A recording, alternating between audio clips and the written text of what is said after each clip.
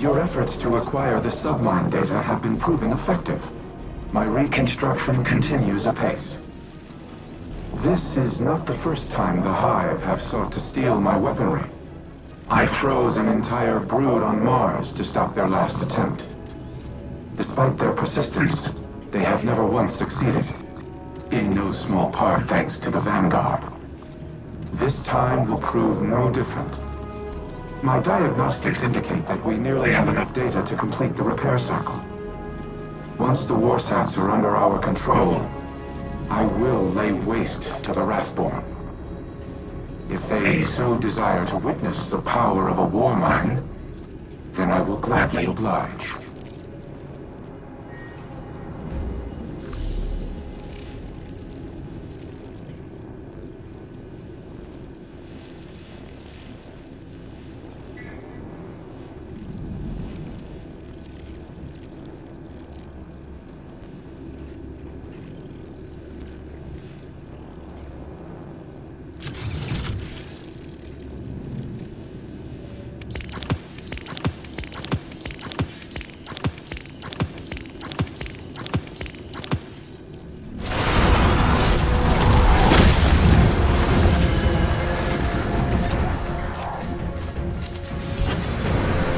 All of this technology stems from one man.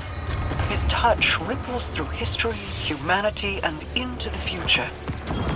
And yet, he is monstrous. If one day, after my passing, the Awoken look upon my works, will I embody the same prolific notoriety as Clovis? To be remembered through a veil of lies and hidden atrocities. Some already think of me that way. Your consideration of this alone differentiated you from Clovis Bray. He has never weighed the moral implications of an action. We have both committed terrible wrongs. Our attempts to right those wrongs are what keep us from becoming our worst selves.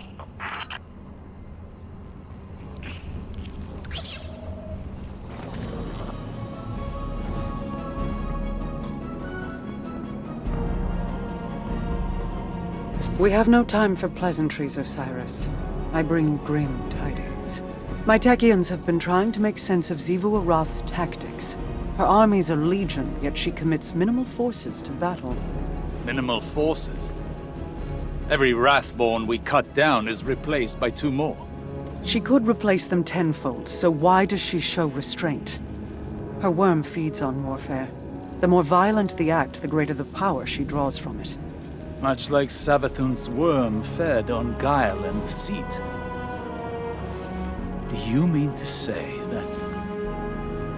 This is not a war. It is a ritual. Her death singers weave their magic and prepare for a grand sacrifice. If so, our strategy remains unchanged. Retake the Warsats and eradicate the Wrathborn. Just as Xivu Arath desires. The Warsats are immensely powerful. Their use would result in unparalleled destruction. She cares not which side is obliterated.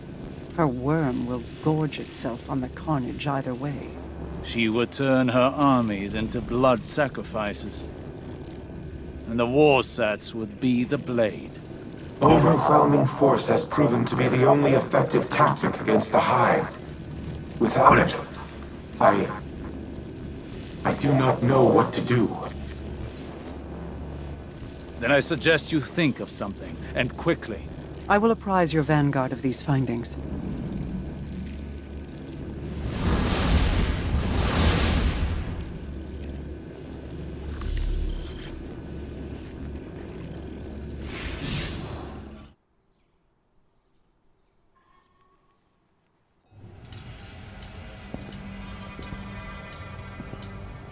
The Warsats are a means to an end. Xivu Arath will bask in the destruction they bring, and open the ascendant plane above Earth, as she did on Tora Bottle. It does not matter who pulls the trigger. We must cease our efforts to restore the war mind. No.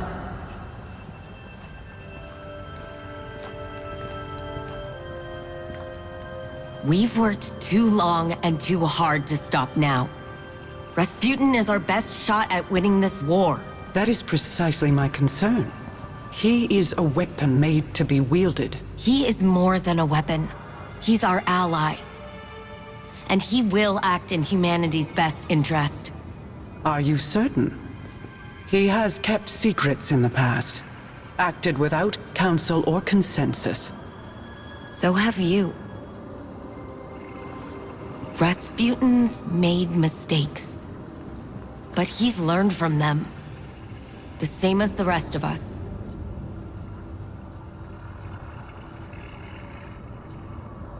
Then I propose we aim not for total victory,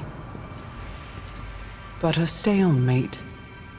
Allow Rasputin to prevent Zivur Roth from claiming her prize, and refrain from using it himself.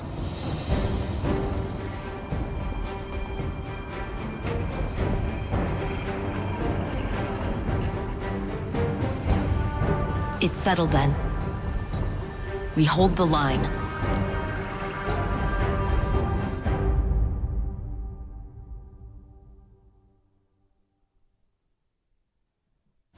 I am a machine of war, built for a singular purpose: to destroy any and all threats to humanity.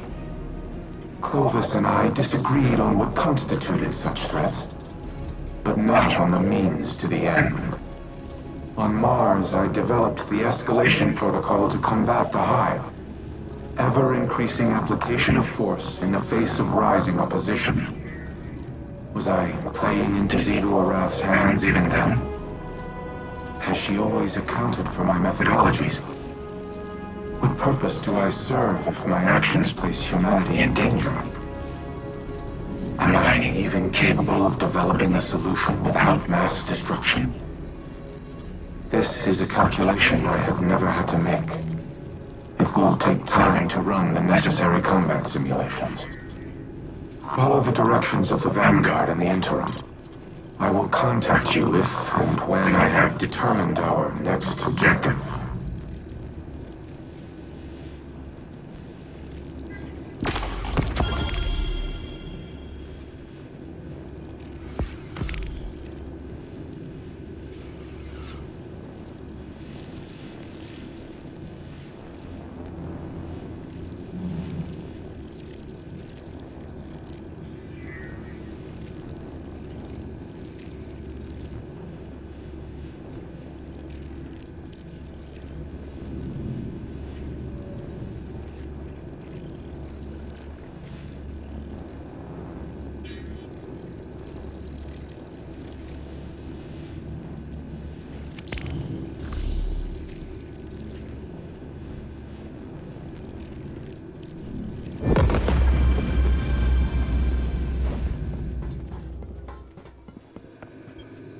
Ikora was so bright, so full of promise.